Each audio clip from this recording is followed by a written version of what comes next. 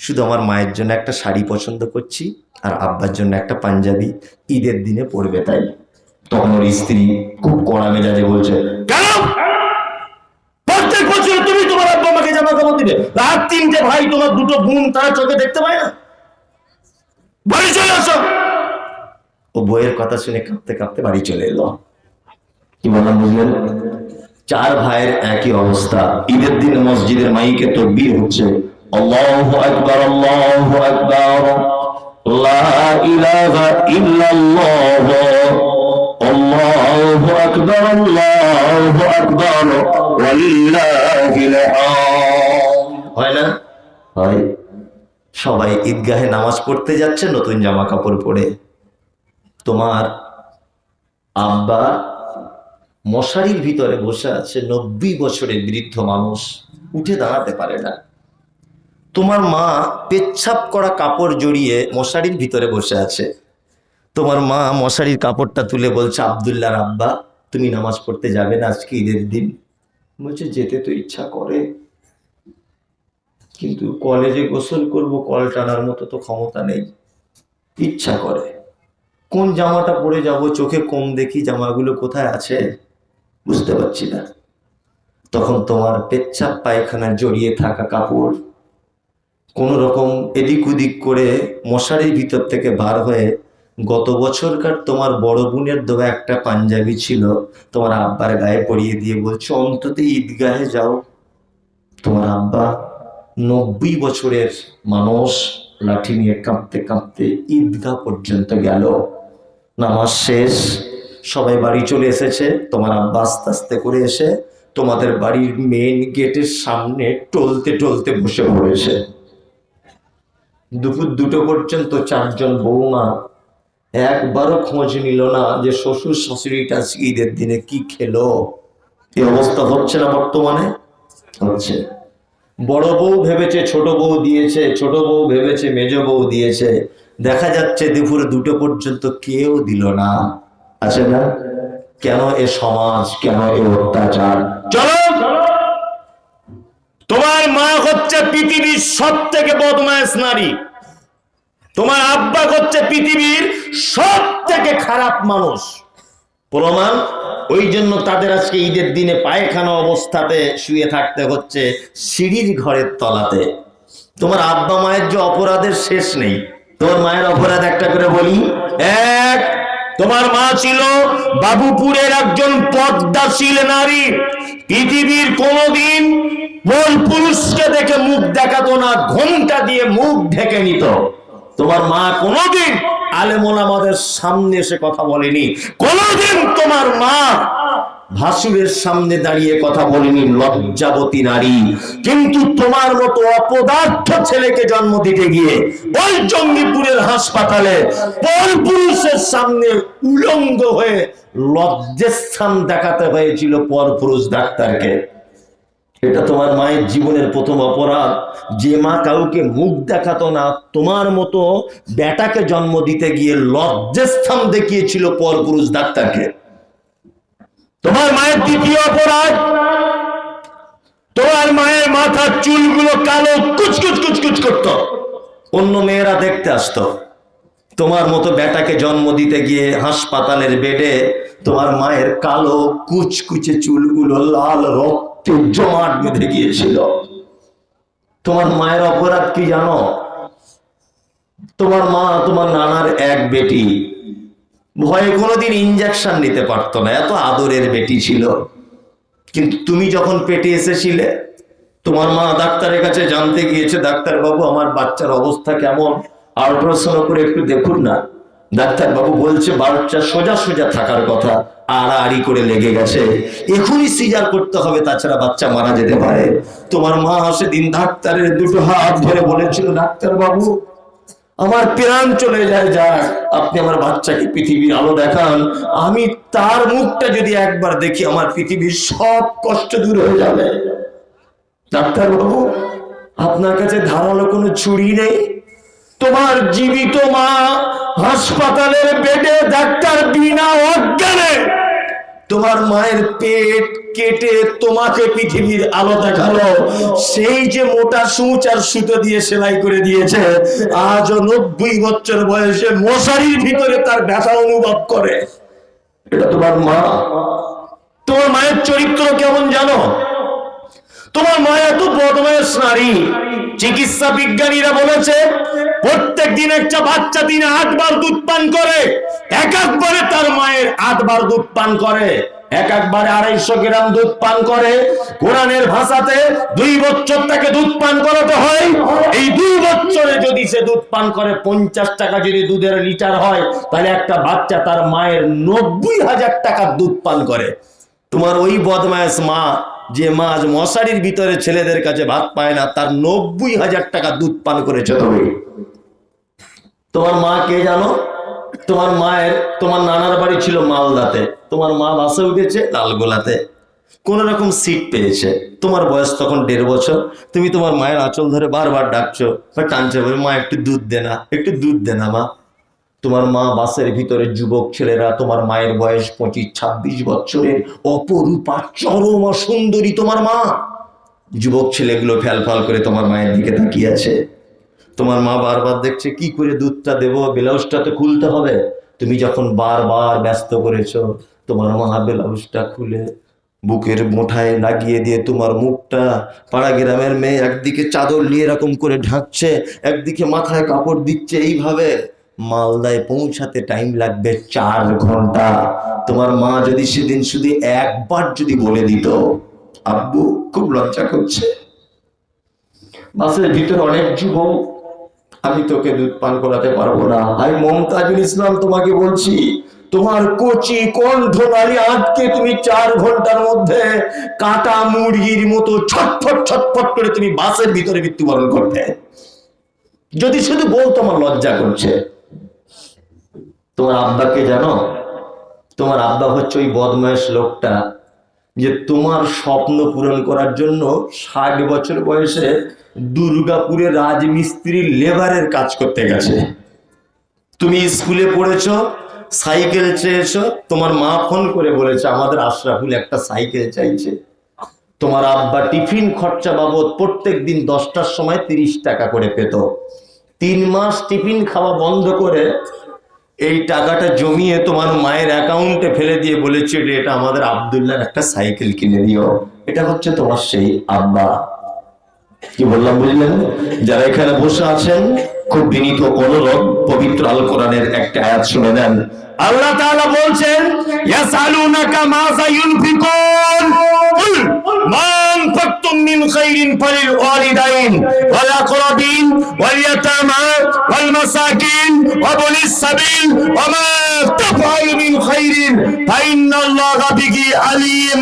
মুহাম্মদ সাল্লাল্লাহু আলাইহি ওয়াসাল্লামকে জিজ্ঞাসা করা হচ্ছে, নবী আপনি বলুন সারা পৃথিবীতে উত্তম খরচা করার জায়গা কি? আমরা যত খরচা করি তার ভিতরে উত্তম কি? আল্লাহ নবী সাল্লাল্লাহু আলাইহি ওয়াসাল্লামকে জিজ্ঞাসা করা হলো, আল্লাহ জিবরিল দিয়ে নবীকে আবার বলছেন, কুল নবী আপনি বলুন মা আনফাকতুম মিন খাইরিন ফালিল ওয়ালিদাইন, তোমরা তোমার পিতা মাতার জন্য যেটা খরচা করো এটা হচ্ছে পৃথিবীর শ্রেষ্ঠ খরচা। কোথায় জান্নাত খুঁজছেন? কোথায় জান্নাতটা খুঁজছেন? কোথায়? উমরা হজ করতে গিয়ে একবার হজ করে এসেছে, বলছে আবার পশ্চিমে যাবার নিয়ত করেছি। কোথায় হজ? আল্লাহ বলছেন মা আনফাকতুম মিন খাইরিন ফালিল ওয়ালিদাইন, তোমরা যে খরচা করো আব্বা মায়ের জন্য এটা হচ্ছে উত্তম খরচা। মুনাফিক যারা আপনাকে চিনিয়ে দিলাম, তাই না? এবার আর একটা জিনিস আপনাকে বলে দিই, এক পৃথিবীতে সবথেকে বড় পাপ, পাপের নাম কি? শিরিক। দ্বিতীয় ধরে নেন পিতা মাতার সঙ্গে সদ্ব্যবহার করা। তৃতীয় সুদ খাওয়া। চতুর্থ ব্যভিচার করা।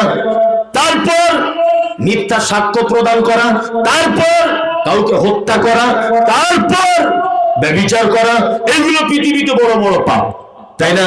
এবার আপনাকে বলি, একটা মানুষ যদি শিরিক করেই যদি ফেলে, তা ওই মানুষটা জাহান্নামে হয়তো যাবে, কিন্তু জাহান্নামের কোথায় থাকবে এ কথা কোথাও আছে হাদিস কোরআনে? নাই। একটা লোক পিতামাতার সঙ্গে সদ্ব্যবহার করেছে, ধরে নেন একটা লোক সুদ খেয়ে নিয়েছে, লোকটা জাহান্নাম যাবে ধরে নেন, বলুন তো জাহান্নামের কোথায় থাকবে এ ব্যাপারে কিছু বলা হয়েছে? না। কিন্তু আল্লাহ তাআলা মুনাফিকদের ব্যাপারে বলতে গিয়ে বলছে ইন্নাল মুনাফিকিনা ফি দারকিল আসফালি মিনান নার। মুনাফিকরা এত নিকৃষ্ট পাপী যে এদেরকে জাহান্নামের একেবারে নিম্ন স্তরে রাখা হবে। বুঝতে পারছেন এরা কত ডেঞ্জারাস? চলুন আর একটা আপনাকে কথা বলে দিই। আচ্ছা বলুন, একটা লোক সুদ খেত, সুদটা সাগীরা পাপ না কাবীরা পাপ? কাবীরা। এই লোকটা সুদ খাওয়া অবস্থায় মারা গেল, তার জানাজা পড়া যাবে? যাবে? যাবে, কোনো সমস্যা নেই। আমি ফতোয়া দিচ্ছি না, এগুলো বোঝানোর জন্য বলছি। সাহেব বসে আছেন এখানে, ভালো করে বুঝবেন। একটা লোক ব্যভিচার করে ফেলে দিয়েছে, ভালো করে বুঝবেন। এখন ও তওবা করেছে কি না করেছে এটা তো আপনার জানা নেই, জানা আছে? জানা নেই। কিন্তু ওই লোকটা মারা গেলে তার জানাজা পড়া যাবে? যাবে। একটা লোক নামাজ পড়েনি কোনোদিন, ভালো করে বুঝবেন। এই লোকটা মারা গেল, জানাজা পড়া যাবে? আপনি ইচ্ছা করলে পড়তে পারেন, কোনো সমস্যা নেই, ভালো করে বুঝবেন। কিন্তু আল্লাহ সুবহানাহু ওয়া তাআলা পবিত্র আল কোরআনে আয়াতটা অবতীর্ণ হয়েছে, শায়েখ খুব ভালো করে জানবেন, তারপরে আমি বলে দিই। আব্দুল্লাহ ইবনে উবাই অর্থাৎ মুনাফিকদের সর্দার, তিনি যখন মারা গেলেন, তিনি তো না, সে যখন মারা গেল তার বেটা আব্দুল্লাহ আল্লাহ নবীকে এসে বলছেন, আল্লাহ নবী আমি চাইছি আপনার গায়ের জামাটা আপনি আমাকে দেন, আমার আব্বার গায়ের কাফন করব, আপনার কাফনটা করব, পরাবো কাপড়টা। আল্লাহ নবী সাল্লাল্লাহু আলাইহি ওয়াসাল্লাম জামাটা দিয়ে দিলেন। তারপরে একটু পরে এসে মুনাফিকদের সর্দারের বেটা আব্দুল্লাহ আল্লাহ নবীকে এসে বলছেন, আল্লাহ নবী আমি এটা চাইছি যে আমার আব্বার জানাজাটা আপনি পড়ান। ঘটনাটা ভালো করে বুঝবেন, আপনি আমার আব্বার জানাজাটা পড়ান। আল্লাহ রাসূল উঠেছেন জানাজা পড়বেন বলে, আর হযরত ওমর পিছন দিক দিয়ে জামা টেনে ধরেছে। আল্লাহ রাসূলের জামা টেনে ধরে বলছেন, আল্লাহ রাসূল আপনি কার জানাজা পড়তে যাচ্ছেন? এ তো আব্দুল্লাহ ইবনে উবাই ইবনে সুলুল, এটা মুনাফিকদের চরম বড় সর্দার, আপনি তার জানাজা পড়তে যাচ্ছেন। তখন আল্লাহ নবী সাল্লাল্লাহু আলাইহি ওয়াসাল্লাম বলছেন, ওমর আমাকে ইখতিয়ার দেওয়া হয়েছে, এখনো আমার কাছে আল্লাহর পক্ষ থেকে কোনো ওহী বা আদেশ বা নিষেধ কিছু হয়নি। আল্লাহ নবী সাল্লাল্লাহু আলাইহি ওয়াসাল্লাম আব্দুল্লাহ ইবনে উবাইয়ের জানাজা সালাত আদায় করে ছিলেন।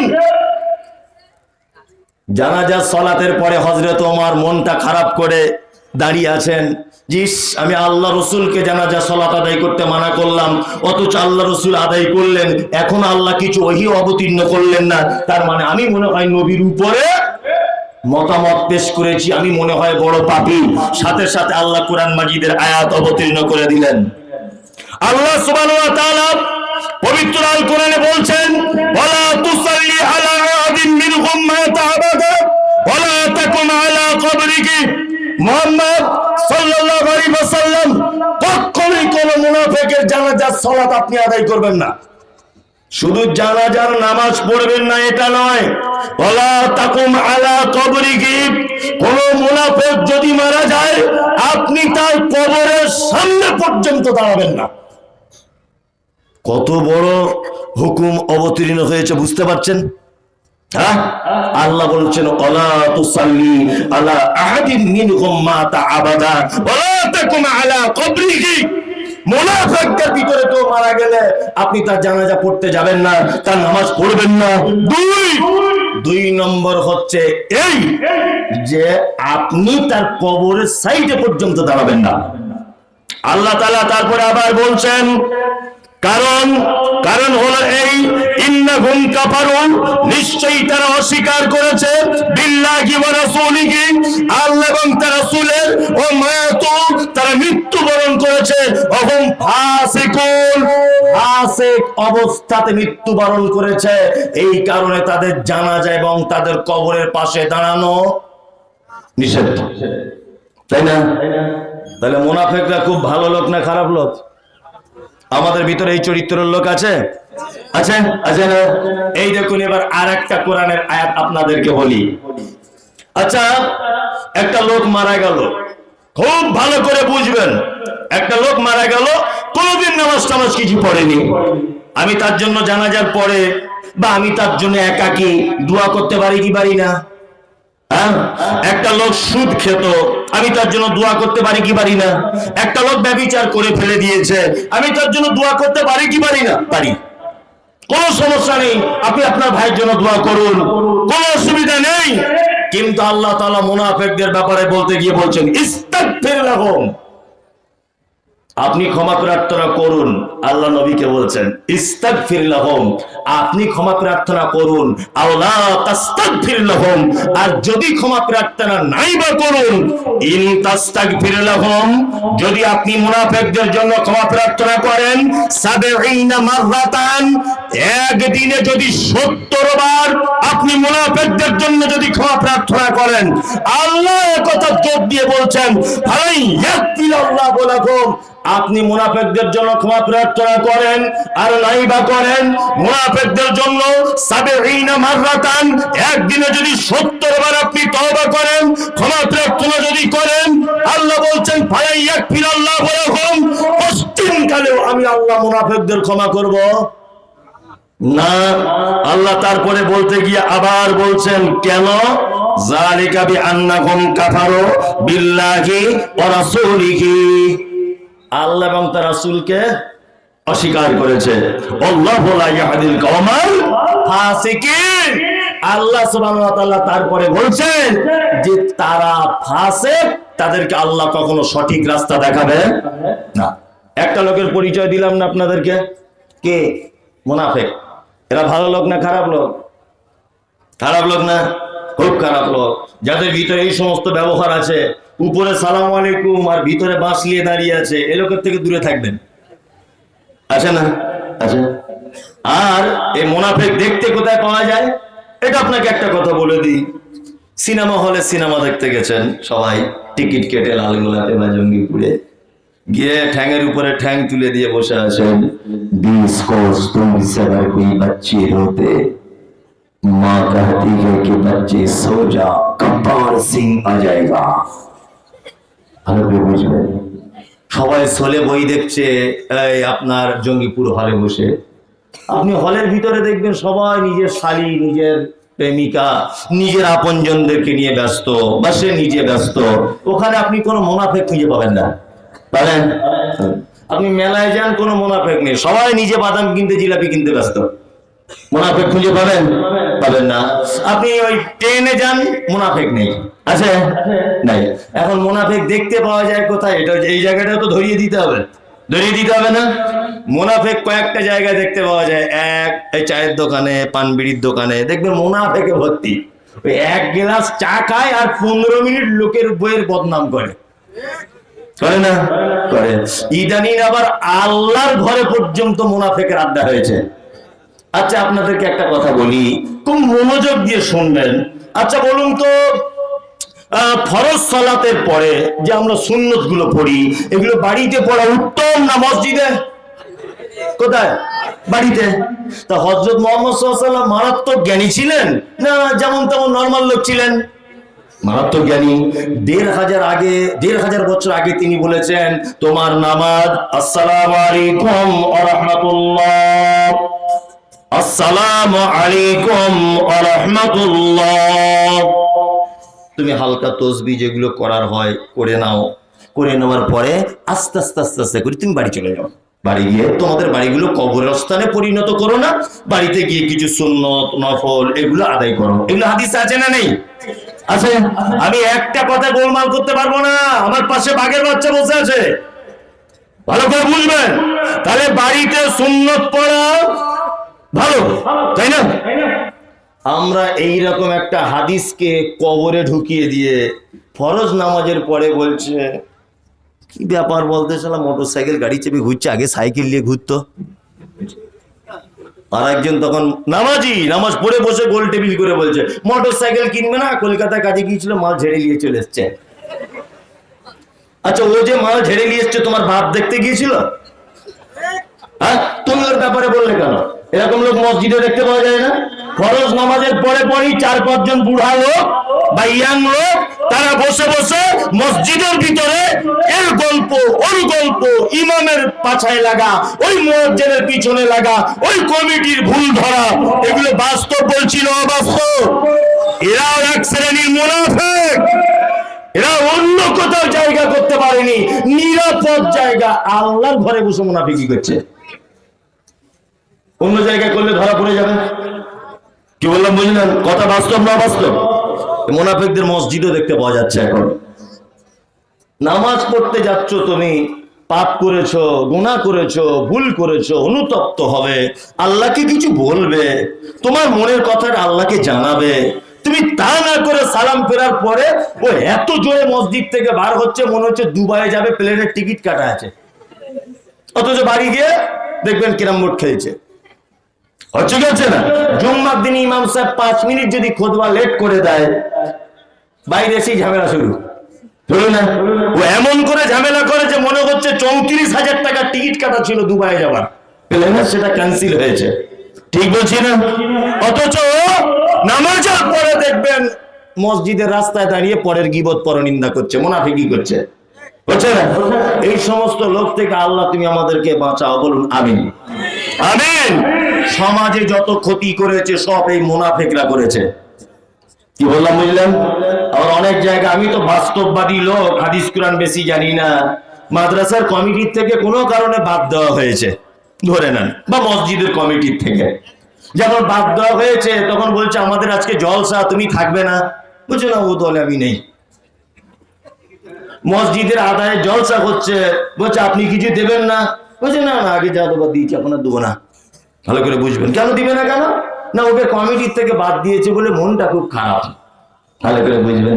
আমি জানি যে পঞ্চায়েত ভোটের টিকিট না পেলে গ্রামে মারামারি হয়, পার্টি অন্য পার্টি করে, কারণ ওখানে কিছু খাওয়া দাওয়ার ব্যাপার থাকে, থাকে না? তো তুমি আল্লাহর ঘর মসজিদের কমিটি থেকে তোমার বাদ দিয়েছে বলে তুমি পাছা ঘুরিয়ে দক্ষিণ পাড়ার মসজিদে নামাজ পড়তে যাচ্ছ, এটা তোমার চরিত্র কেন? এরকম লোক আছে না? আছে। ওকে মাদ্রাসার দায়িত্ব থেকে বসিয়ে দেওয়া হয়েছে বলে ও গুজির গুজির গুজির গুজির করে গ্রামের সব লোকের কান ভাঙাচ্ছে। ওই মাদ্রাসায় দিও না, ওই মসজিদ আর দিও না, ওই কবরস্থানে দেওয়ার দরকার নেই। এরকম লোক আছে না? এই এক কোয়ালিটির মুনাফিক। কি বললাম বুঝলেন? হ্যাঁ, আল্লাহ আপনাদের আমাকে সকলকে মুনাফিকি থেকে বাঁচাক এবং এদের হাত থেকে বাঁচাক। আমিন। চলুন তাহলে এক কোয়ালিটির হলো, তাই না? আর একটা দুটো লোকের পরিচয় করে দিন। অসহ্য হয়ে যাচ্ছেন না তো? না, আর একটা করে দিই, তার নাম মুশরিকুন। কোরআন আছে? মুশরিক কাদের বলা হয়? তারা না, খুব বুঝে শুনে, আমি খুব ভালো করে গবেষণা করে পড়ে, আমার ক্ষুদ্র জ্ঞানে বড় বড় লেখকদের বই পড়ে তবে বলছি, তারপরেও আমার মানুষ, আমার ভুল হতে পারে। আমার এতে কোনো রকমের অভিযোগ নেই যে আমার ভুল যদি কেউ ধরে আমি তার উপর রেগে যাই না। সাথে সাথে দোয়া করে বলি, আল্লাহ তুমি ওকে হায়াতে তাইয়্যিবা দান করো, আরো কিছুদিন বেঁচে থাকুক, তাহলে আমার কিছু ভুল আরো সংশোধন হবে। কি বললাম বুঝলেন?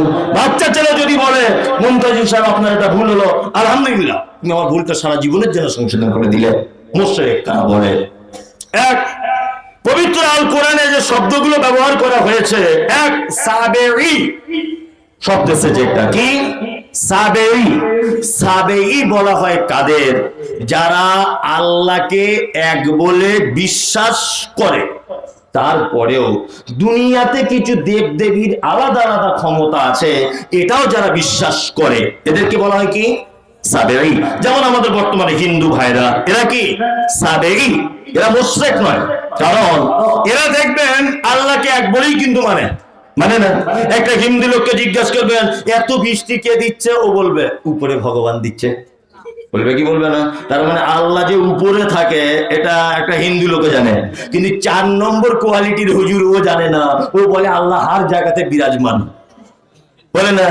বলে একটা হিন্দু, একটা ঠাকুর, ব্যানার্জি, চ্যাটার্জি, মুখার্জি, চট্টোপাধ্যায়, সে জানে আল্লাহ উপরে থাকে। অথচ মুসলমানের বাচ্চা ও বলে আল্লাহ সব জায়গাতে বিরাজমান, বলে কি বলে না?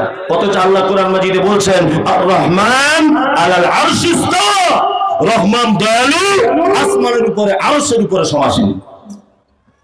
একটা হিন্দু লোক জানে একজন আল্লাহ উপরে থাকে, কিন্তু ওর এটা জানার পরেও দেখবেন ওই লোহা লাখ করে যারা ব্যবসা করে তারা কি পূজা করে?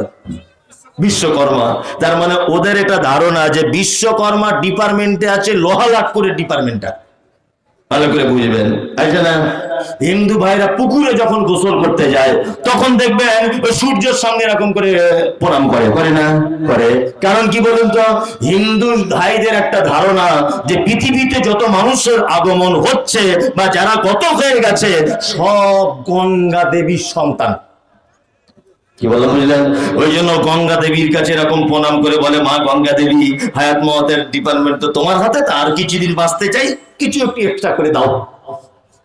তার মানে ওটা ওর দাবি। ভালো করে বুঝবেন। আর ও এটাও জানে যে আল্লাহ একজন, কিন্তু আলাদা আলাদা দেব দেবীর পাওয়ার আছে। মুশরিক এরা কারা? আবু জেহেলকে জিজ্ঞাসা করে হচ্ছে রাত এবং দিনের বিবর্তনের মালিককে।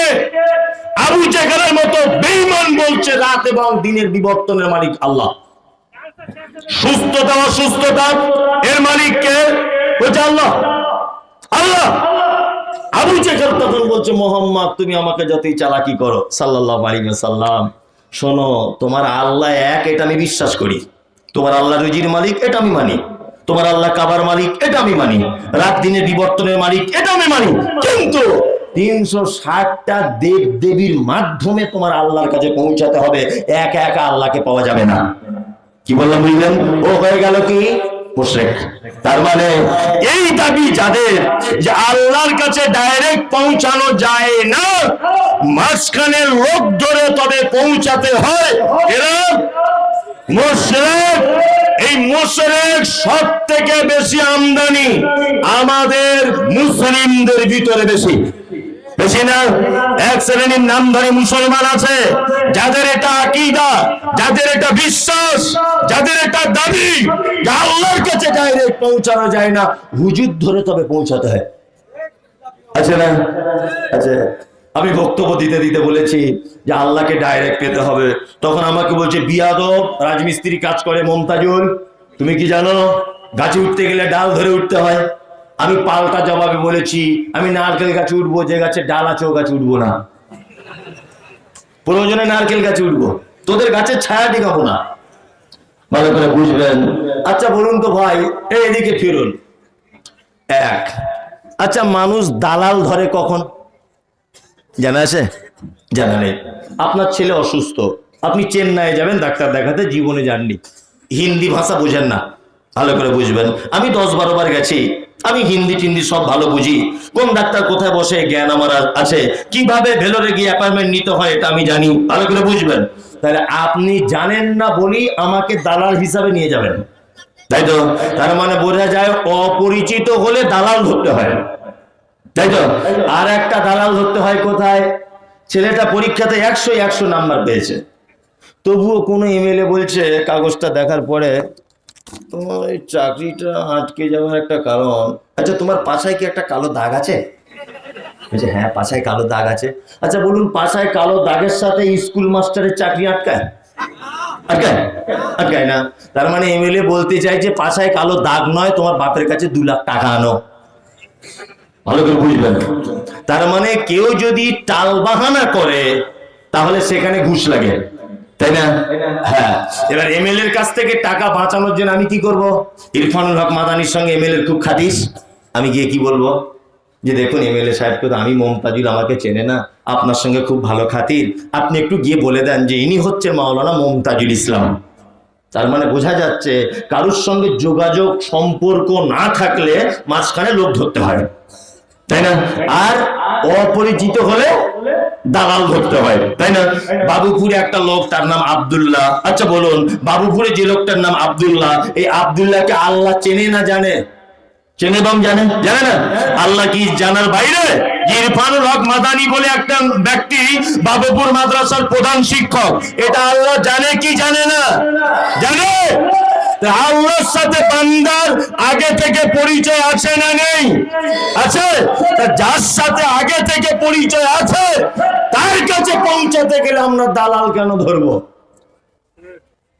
বুঝতে পারছেন না?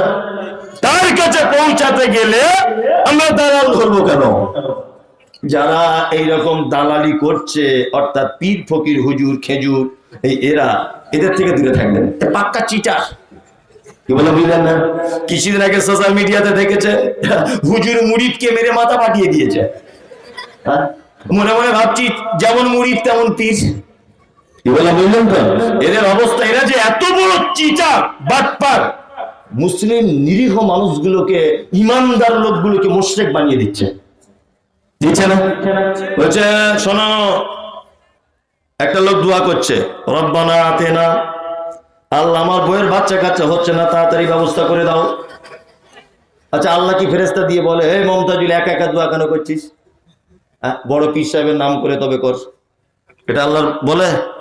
আমাদের ভিতরে অনেক শিরিক আছে, আর এইগুলো সব হুজুরদের তৈরি করা। বলছে ভাই কেমন আছেন? একটা লোককে জিজ্ঞেস করছে কেমন আছেন, সে কি বলে? সে বলে আপনার দুয়াতে আল্লাহ রহমতে ভালো আছে। বলি না? বলে আচ্ছা বাবুপুরে যে আপনি আমাকে বললেন যে আপনার দুয়াতে আল্লাহ রহমতে, আমি আপনাকে চিনি? তার জীবনে দোয়া করবো আপনার জন্য? জীবনে দোয়া করেছি আপনার জন্য? আমি চিনি? তাহলে আপনি এই কথা বললেন কেন যে আপনার দুয়াতে আল্লাহর রহমতে? এই কথার ভিতরে শিরকের গন্ধ আছে সাহেব, তাই না? কেন? তার মানে বোঝা যাচ্ছে যে তুমি দোয়া না করলে আল্লাহর দয়া পেতাম না, এরকম একটা ব্যাপার নয়? ব্যাপার। তার মানে আপনাকে জিজ্ঞেস করলে ডাইরেক্ট বলতে হবে কি আলহামদুলিল্লাহ। কি আলহামদুলিল্লাহ? এই পদ্ধতিগুলো সব এই হুজুরদের জিলাপি খোরদের কাছ থেকে এসেছে।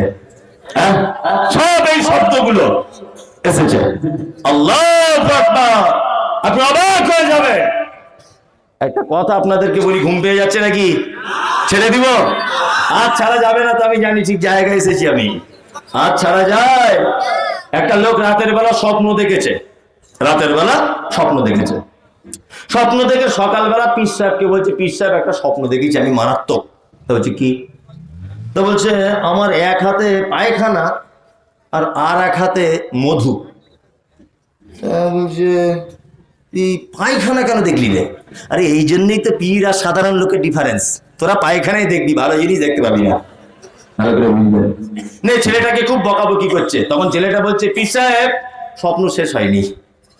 তো কি স্বপ্ন বাকি আছে? বলছে ডান হাতে মধু আর বাম হাতে পায়খানা স্বপ্ন দেখেছি আমি, তারপরে স্বপ্ন দেখছি যে আমার হাতটা আপনি চাটছেন, স্বপ্ন দেখেছি আমি। তখন পীর সাহেব বলছে আশ্চর্য ব্যাপার, এরকম স্বপ্ন তো হতে পারে না। ভালো করে বুঝবেন, তার মানে চিটারির একটা সুযোগ কে বার করেছিল, কিন্তু এখানে সম্পূর্ণ ফেঁসে গেল। আল্লাহ তুমি এই সমস্ত চিটার যারা মানুষের ঈমান লুণ্ঠন করছে, আল্লাহ তুমি এদের থেকে আমাদের জাতিকে বাঁচাও, বলেন আমিন। আমিন। এবার একটা চড়া কথা বলে দিই, পবিত্র আল কোরআনের চড়া।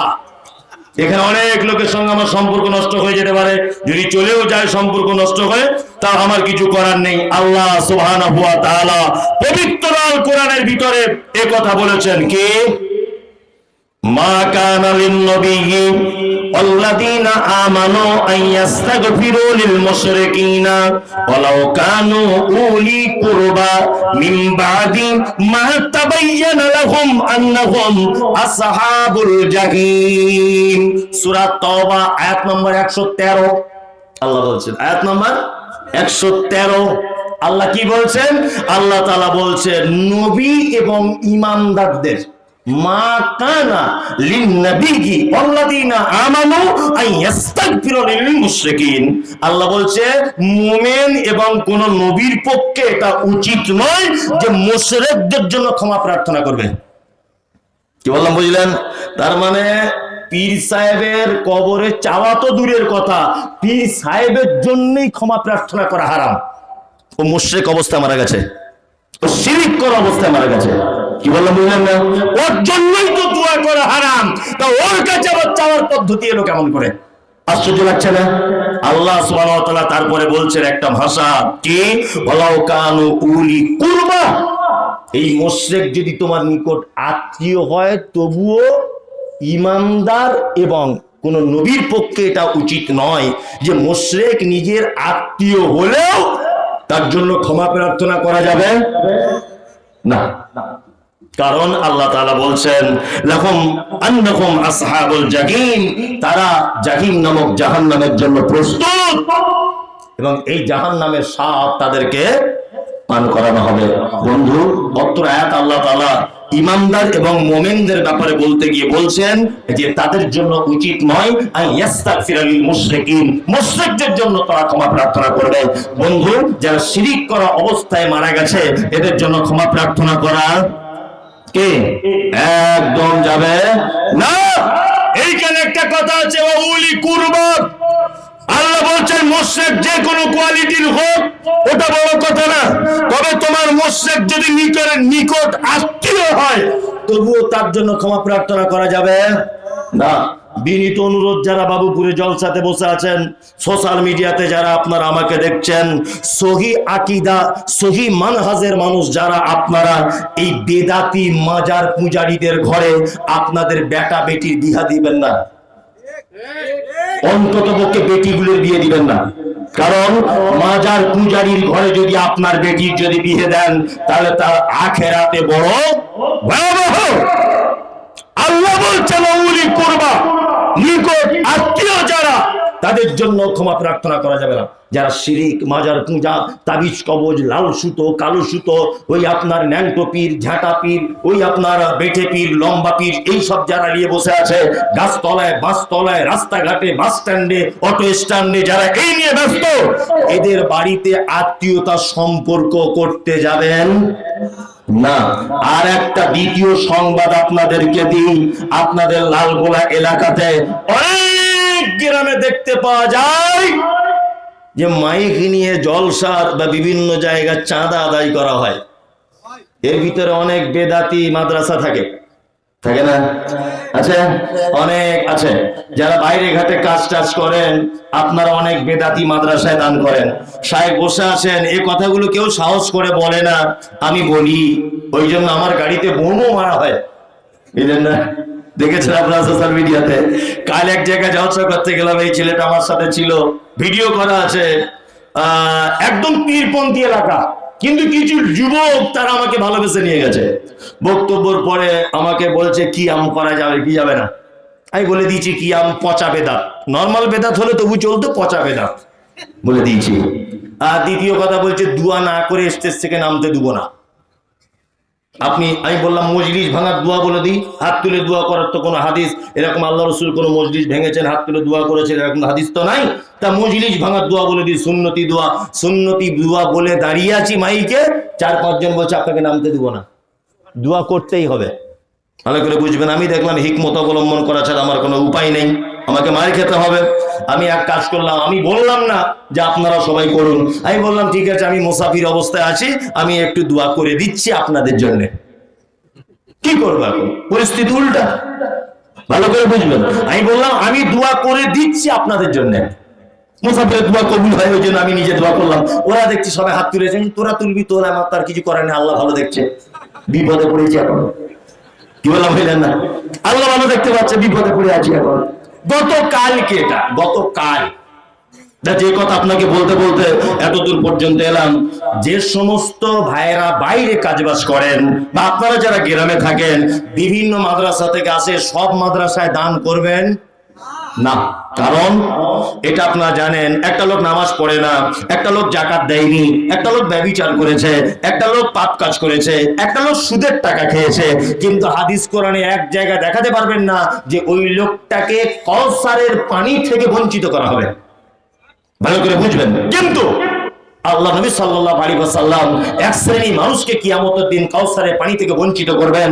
সাহাবীরা যখন জিজ্ঞাসা করছেন আল্লাহ রাসূল তারা কারা, রাসূল সাল্লাল্লাহু আলাইহি ওয়াসাল্লাম বলছেন তারা হচ্ছে ওই লোক যারা আমি চলে আসার পরে, আমার মৃত্যুর পরে তারা নতুন করে আমার নাম দিয়ে যারা বিভিন্ন আমল আবিষ্কার করেছে, এরা হচ্ছে ওই বেদাতির দল। এরা কারা? বেদাতি। যে মাদ্রাসায় ছাত্র ফারাগ হয়ে আসি বলবে নবী নূরের তৈরি, যে মাদ্রাসায় ছাত্র ফারাগ হয়ে এসে বলবে তোমার বাপের 40 করা লাগবে। যে মাদ্রাসায় ছাত্র ফারেক হয়েছে বলবে আহলে হাদিস মানে ইহুদিদের দালাল। যে মাদ্রাসায় ছাত্র পড়ে এসে বলবে কি বলবে, আল্লাহ হার জায়গাতে বিরাজমান। যে মাদ্রাসার ছাত্র মাদ্রাসা থেকে ফারেক হয়েছে বলবে ইয়া নবী সালাম আলাইকা। আমি মুমতাজুল ইসলাম বলছি, সাদকায়ে জারিয়া করলে যেমন কিয়ামত পর্যন্ত তার নেকি পাওয়া যায়, তার বিপরীত শব্দ রয়েছে। আপনি যদি এরকম বেদাতি মাদ্রাসায় যদি সহযোগিতা করেন, এই বেদাত যত দিন এই মাদ্রাসায় চলবে, আপনি কিয়ামত পর্যন্ত তার গুনার অংশীদার হবেন। একটা মাদ্রাসা, কোন বেদাতি মাদ্রাসায় 10 টাকা দিয়ে সহযোগিতা করবেন না। বেদাতিদেরকে সহযোগিতা করা হারাম। কি বললাম বুঝলেন? টাকা আছে বলে যে কোনো মাদ্রাসা থেকে এলো আর 10,000 টাকা দিয়ে দিলাম, অত সহজ নয়। টাকা আপনি দিয়েছে আল্লাহ, কোথায় খরচা করবেন, কোন জায়গাতে, এইটারও হিসাব লাগবে। যে কোনো জায়গায় আপনি টাকা অপব্যবহার করবেন এটা নয়। কি বললাম বুঝলেন? বলতে বলতে অনেক কথা তো বলে ফেললাম, এখনো তো অনেক বাকি রয়েছে। আর রাত্রির এদিকে 11:30 বাজে, শীতকাল, তাই না? আমি আর একটা ছোট্ট জিনিস বলে দিই, ছোট্ট করে। তারপরে আপনারা জানেন এই এলাকার, আমি আজকে 2-3 দিন জ্বরে ভুগছি। অন্য কোনো জায়গা হলে ডেট ক্যান্সেল হয়ে যেত, কিন্তু এটা শুধু বাবুপুর বলে আমি চলে এলাম গাড়িতে বসে কোনো রকম কষ্ট করে বক্তব্য দেওয়ার পরিস্থিতি। এখানে এসে আমার সঙ্গে যারা ছিল তারা জানে, এখানে এসে 2 বার বমি করেছি, 2 বার। কি বললাম বুঝলাম? অসুস্থ হয়ে গেছে, আমি কিছুই খাইনি, এসে শুধু একটা নিমকি খেয়ে চলে এসেছি। শারীরিক ভাবে আমি অসুস্থ, তাও আপনাদের উপস্থিতি আমার আগ্রহ আরো বাড়িয়ে দিচ্ছে। কি বললাম বুঝলেন? আর পরিবেশ খুব সুন্দর। বাবুপুর মানেই একটা ইম্পর্টেন্ট জায়গা, সবার থেকে ভিন্ন, এটা আমি জানি। ওই জন্য চলে এসেছি আপনাদের ভালোবাসাতে। আমি কি আর একটা ব্যক্তির পরিচয় দিব? দেই। আমরা যে দুটো ব্যক্তির পরিচয় দিলাম, মুশরিক আর মুনাফিক, এরা ভালো না খারাপ? খারাপ। মুশরিকদের ব্যাপারে অনেক কিছু বলার ছিল কিন্তু আর বলছি না। এবারে একটা ব্যক্তির পরিচয় দিই, তার নাম মুমিন। তার নাম কি? মুমিন। মুমিনের পরিচয় কি? সংক্ষিপ্ত আকারে বলছি, একেবারে সংক্ষিপ্ত। আল্লাহ বলেন ইন্নামাল মুমিনুনা আল্লাযীনা ইযা যুকিরাল্লাহু ওয়াজিলাত কুলুবুহুম ওয়া ইযা তুলিয়াত আলাইহিম আয়াতুহু যাদাতুহুম ঈমানা ওয়া আলা রাব্বিহিম ইয়াতাওয়াক্কালুন আল্লাযীনা ইউকিমুনাস সালাতা ওয়া মিম্মা রাযাকনাহুম ইউনফিকুন উলাইকাল মুমিনুনা হাক্কান লাহুম দারাজাতুন ইনদা রাব্বিহিম ওয়া মাগফিরাতুন ওয়া রিজকুন কারীম। মুমিনের গুণ আল্লাহ বলছেন, মুমিনের প্রাইজের কথা আল্লাহ বলেছেন। 5-7 মিনিট আমি এর ব্যাখ্যা করে দিই। আল্লাহ বলছে মুমিন তারা কারা? যারা ইন্নামাল মুমিনুনা আল্লাযীনা ইযা যুকিরাল্লাহু ওয়াজিলাত কুলুবুহুম, যারা পাপ করে, অন্যায় করে, তারপরে পরে আল্লাহর কথা স্মরণ হয়ে যায়, আর আল্লাহর স্মরণে সে ভয়ে থরথর করে কাঁপতে থাকে। এটা হচ্ছে মুমিনের 1 নম্বরের গুণ। আমরা পাপ করি না? পাপ করি। কোনোদিন ভয় হয়? আল্লাহর ভয় হয় না। আমরা পাপ করি। সারা রাত বান্ধবী শেফালির সঙ্গে চ্যাটিং করলাম, সকালবেলা বন্ধুকে বলছি জানিস তুই বলছিস পারবি না, দেখ সারা রাত ভিডিও কল। মানে যেন ও ভিডিও কল করেছে একটা পরনারীর সাথে, এর জন্য যেন খুব নিজেকে বাহাদুর প্রকাশ করছে। এরকম পাপীরা পাপ প্রকাশ করছে না? করছে। আল্লাহর ভাষা কি? আল্লাহ তাআলা বলছেন আরে ও তো মুমিন নয়, মুমিন সেই যে আল্লাহর ভয় হয়ে গেলে ভয়ে থরথর করে কাঁপে। 2 আয়াতুহু যাদাতুহুম ঈমানা ওয়া আলা রাব্বিহিম ইয়াতাওয়াক্কালুন। মুমিন সেই যার সামনে কোরআনের আয়াত, এর নিদর্শনাবলী তেলাওয়াত করা হয়, তার অন্তর ঈমান বেড়ে যায়। ঈমান বেড়ে যায় না? বেড়ে যায়। কোরআন পড়লে ঈমান বাড়ে তো? বাড়ে। অত সহজ নয়। তারাবি নামাজ পড়াচ্ছে ইমাম সাহেব, টাইম লেগেছে 1 ঘন্টা 10 মিনিট। তা নামাজের পরেই কমিটির কাছে অভিযোগ যে এই ইমাম সাহেব রাখা যাবে না। সারাদিন মাঠে কাজ টাজ করে 1 ঘন্টা 10 মিনিট নামাজ পড়া যায় নাকি? ঘোড়ার ডিম, এত দেরি হচ্ছে। মানে ও একটু কাবা শরীফের ইমামের মতো স্টাইল দিয়ে বেশ সুন্দর করে তেলাওয়াতটা মাখরাজ সহকারে পড়ছে, ওই জন্য দেরি হচ্ছে, তাই না? এখন কমিটির চাপচুপ খুব বেশি, ইমাম সাহেবকে রাতের অন্ধকারে জানলা দিয়ে বলে দিচ্ছে কাল সকালে রিটার্ন টিকিট কেটে বাড়ি চলে যান, আপনার চাকরি শেষ। ইমাম সাহেব বলছে ভাই আমি তো কিছু দোষ করিনি। বলছে দোষ আপনার একটাই, এত ষোলো কোরআন মাজিদ পড়লে হয় নাকি, তাড়াতাড়ি করে পড়ুন। লোক বিরক্ত হচ্ছে। তখন আর একটা ইমাম সাহেব এনেছে, সেই ইমাম সাহেব এসে মুরব্বী একজনকে মুসল্লিকে জিজ্ঞেস করে বলছে চাচা আগের ইমামটা চলে গেল কেন 3টে রোজার দিন? তখন বলছে চলে যাওয়ার মেন কারণ হচ্ছে খুব আস্তে আস্তে কোরআন পড়তো আর নামাজ পড়তে খুব দেরি হতো। প্রথমে জেনে নিয়েছে, তার মানে জোরে জোরে পড়তে হবে। আল্লাহু আকবার, আলহামদুলিল্লাহ ইয়াসিন, আল্লাহু আকবার, 35 মিনিটে শেষ। তখন মুসল্লিরা বলছে শালা বাপের বেটা এই হচ্ছে ইমাম, বলছে না? বলছে আগে যে ছিল গুরুর গাড়ি, আর কি বলছে? বলছে এই হচ্ছে বাপের বেটা ইমাম। তার মানে যে যত গতিতে পড়াতে পারবে, তাই না? আর আল্লাহর ভাষা কি? আয়াতুহু যাদাতুহুম ঈমানা ওয়া আলা রাব্বিহিম ইয়াতাওয়াক্কালুন। মুমিনের দ্বিতীয় গুণ, তারাই হচ্ছে মুমিন, তাদের সামনে কোরআনের আয়াত তেলাওয়াত করা হলে আল্লাহ বলছেন তাদের ঈমান বেড়ে যাবে। বন্ধুরা আমার, তার জ্বলন্ত প্রমাণ আপনাকে আমি দিয়ে দিচ্ছি, শুনে নেন। আজ থেকে 2 মাস আগে আমি উমরা করতে গিয়েছিলাম, আমার সাথে 40 জন মানুষ গিয়েছিল, আর দিনাজপুরের একটা চাচা গিয়েছিল, নিরক্ষর লোক, লেখাপড়া জানে না, কোরআন মাজিদ পড়তেও জানে না, ভালো বাংলা পারে না, গ্রাম্য ভেত বাংলা পারে, এরকম একটা লোক। কাবায় যখন যায় তওয়াফ করার পরে নামাজ যখন শুরু হয়ে যায়, আব্দুর রহমান আস-সুদাইস তিনি যখন তেলাওয়াত করেন আল্লাহু আকবার, এত সুন্দর তার কোরআনের মাধুর্য, তার চোখ দিয়ে যেমন পানি চলে আসে। কোরআন তেলাওয়াত করতে করতে ইমাম সাহেব ডুকরে ডুকরে কাঁদে, জাহান্নামের কথা এলে কাঁদে, আল্লাহর আযাবের কথা এলে কাঁদে। আমি মুমতাজুল ইসলাম একটু আরবি বুঝি, কোরআন পড়তে জানি, আমিও কাবার ইমামের কান্নাতে ডুকরিয়ে ডুকরিয়ে কাঁদলাম। আমার সাথে এই যে ছেলেটা বসে আছে, এও আমার সঙ্গে ছিল, আমি দেখেছি ও কখনো কখনো কেঁদে ফেলতো।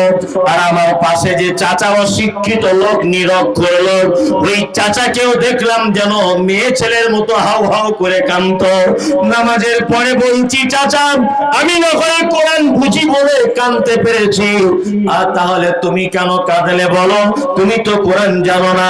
চাচা তখন বলছে মৌলভী সাহেব মুমতাজুল, কোরআন পড়লে যে অন্তর গলে যায়, আজকে কাবা এসে তার প্রমাণ পেলাম।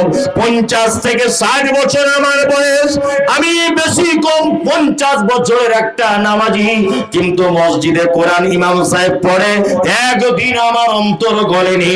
আল্লাহ বলেছে আয়াতুহুম যাদাতুহুম ঈমানা। মুমিন সে যখন কোরআনের বয়ান যখন শোনে, কোরআনের আয়াত যখন তার সামনে যখন তেলাওয়াত করা হয়, আল্লাহ বলে তার ঈমান অটোমেটিক বেড়ে গিয়ে তার চোখ দিয়ে টপ টপ করে পানি পড়বে। তার বাহ্যিক দৃষ্টিতে দেখলে বোঝা যাবে এর ভিতরে ঈমান কাজ করছে, বোঝা যাবে না? ওয়া আলা রাব্বিহিম ইয়াতাওয়াক্কালুন। মুমিন কার উপরে ভরসা করে? আল্লাহর উপরে। আল্লাযীনা ইউকিমুনাস সালাত, মুমিন সালাত আদায় করে।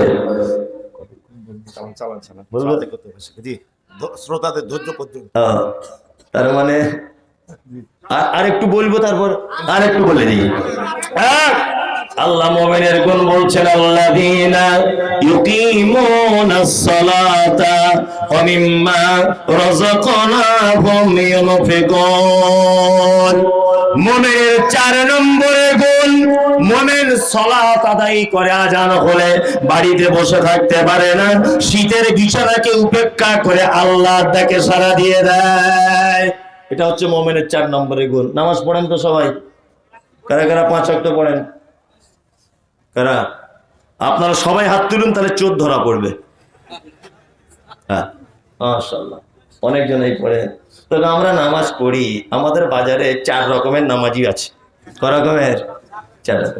এক জোহরে যায়, আসরে যায়, মগরিবে দোকান খোলে, এশায় দোকান বন্ধ করে, ফজরে ঘুম ভাঙে না। এরকম লোক আছে না? এক ওয়াক্ত যায় আর এক ওয়াক্ত যায় না, তাই না? আর এক কোয়ালিটির আছে।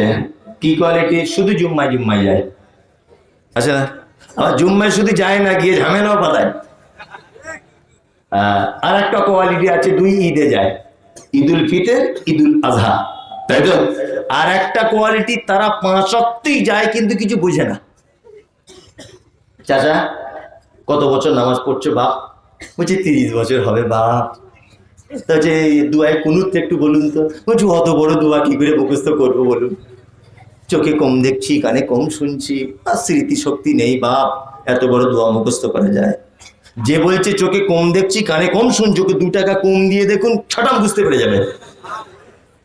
কাছা বেঁধে কি করে পরের জমির আলি কেটে আলি বেঁকাতে হয়, এ জ্ঞান ওর আছে, ভালো করে বুঝবেন।